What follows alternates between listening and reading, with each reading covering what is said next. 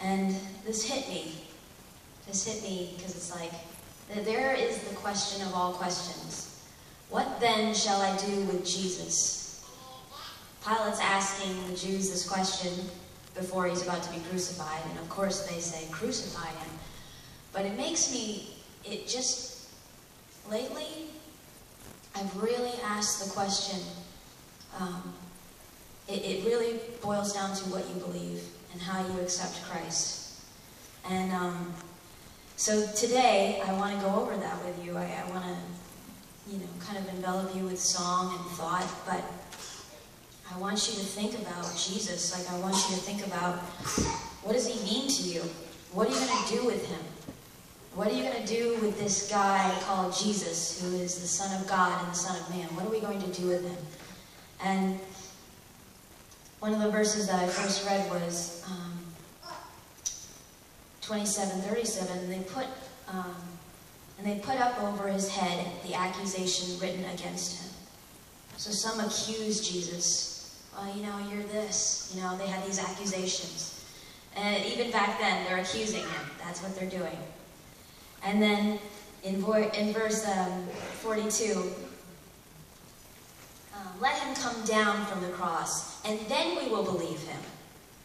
So it's like, okay, yeah, I'll believe you if you do everything I want you to do. Like, under my stipulations, yeah, I'll do what you want. Like, I'll believe in God. And don't we have friends like this? Yeah, I'll believe. If he does such and such and such and such, maybe I'll believe. There's this kind of like, yeah, do it on my timetable. And there's that side of things. And then there are those that just fear him. So when the centurion and those with him who were guarding Jesus saw the earthquake and the things that had happened, they feared greatly, saying, truly, this was the Son of God. And so there are those people. It doesn't say after that they went and worshipped or they went and told their friend. It just said, well, we recognize that something's happening here. We recognize that God did do something. There was an earthquake and there was this and that. Yeah, truly this was the Son of God. But it doesn't say anything past that, like they worshipped or they went and they told people, like that's it. So we have people like that. Some of us are like that. We fear him, and that is about as far as that goes. And then there are those that fight everything within inside of them to keep God from coming in, and it's just like they're the ones that at the tomb they're putting a guard there so nothing will happen. They're just like, I don't want you in my life at all, Jesus. I don't want you in my life at all. Like, it's just put the tomb in front of it and put a guard there. Here's one I feel like a lot of us are at this one. This one hit me and I felt like it was for us. Matthew 27:59. When Joseph had taken the body, he wrapped it in a clean linen cloth and laid it in his new tomb, which he had hewn out of the rock, and he rolled a large stone against the door of the tomb and departed. Very beautiful sentiment, very beautiful. He comes in and he gives him his new tomb.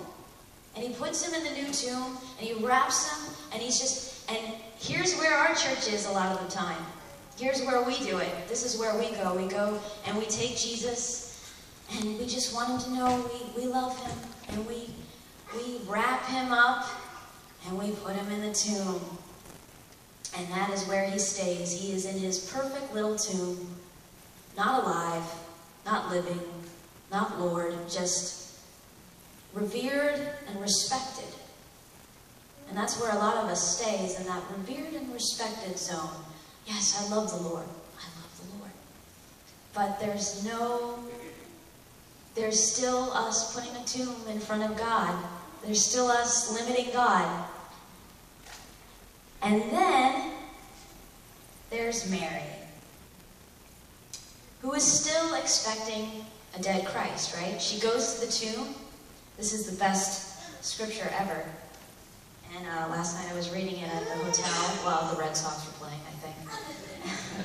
I was reading it in the hotel, Now after the Sabbath, as the first day of the week began to dawn, Mary Magdalene and the other Mary came to see the tomb. And behold, there was a great earthquake, for an angel of the Lord descended from heaven and came and rolled back the stone from the door and sat on it. His countenance was like lightning, and his clothing as white as snow. And the guards shook for fear of him and became like dead men.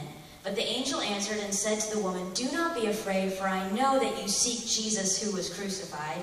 He is not here, for he has risen as he said." As he said he would do, he did it. He's alive. He's alive. Mary at least went to the tomb to do something.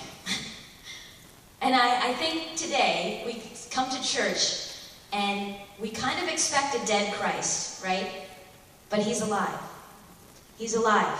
He's a Christ that wants you to ask the question, what shall I do with this Jesus? What shall I do with Jesus? Because, oh, this gets me really, oh, this is going to get you. Here it is. This is the most unbelievable thing I think I've read so far. Jesus has proclaimed himself. He's alive, and he has shown himself to people as the new, Christ. He's totally transformed. And they'd seen him, and in that time period, he was on the earth after he had risen 40 days. So they said they can't even tell you how many miracles happened during that time. 40 days, Jesus came and did all this stuff, okay? And then he goes back up into heaven. But here's the verse. When they saw him, they worshipped him, but some doubted. And I'm telling you, that hit me so hard. You said, well, so what? Well, that's all that it matters. Like, if you read all of the Gospels, this is the issue. This is the issue, is that some doubted. After they saw Jesus rise from the dead, they doubted. Are you serious? You're probably thinking, well, you guys are crazy. You've got to understand something. This is not about seeing is believing. This is about the heart. When you believe something, this is something so deep, and the Lord has just been telling me this, like, belief has nothing to do with signs. Because if that was the case, the disciples, after they saw all those miracles, would have just believed. But instead, when Jesus died, they ran away, right? And they denied, and they ran away. So it's not about the signs. You could get everything that you prayed for and still not believe in Jesus. Isn't that amazing? You could get every single prayer request, get all those signs, and still not believe in Jesus. Why? Why do we not believe? Hard hearts. Hard hearts. We stuff it, and we want Jesus on our terms. And he says, no, I'm not doing this. I'm not fitting in your box. Believe that I have wonderful things for you. But it's not going to be the way that you say. Oh, we'll come down from the cross and then we'll believe. No.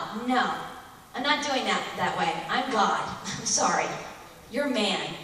I am the potter, you are the clay, and I have an amazing plan for you, church. But you have to be in a place where your heart says, Lord, I believe. Like, as much as I can. And that's where I'm at this morning. Like, God, I want to believe you. Like, I don't want to be that person that as you're ascending into heaven, they doubted. Oh, maybe. Well, I don't know. I'm not sure. I don't want to be that person. Do you want to be that person? And I felt like the Lord wanted to say something. No matter your age today, no matter where you're at, God still wants to take you forward. We stop him at the door and we say, well, that's enough. I'm doing my thing with you, and this is where we stop. And God says, no. No. See? He agrees with me. No. I will not be stopped. I will not be stopped. Don't put me in your box. Don't put me in your box. Put me as Lord. And watch the adventure start to happen. Some of you are just bored to death. You're bored to death. You're watching shows because you don't have a life. We don't have a life. That's why we watch television. Yeah, that hurts. Trust me. I've watched a lot of television. But lately, I've taken it out of my life, and I'm just like, no.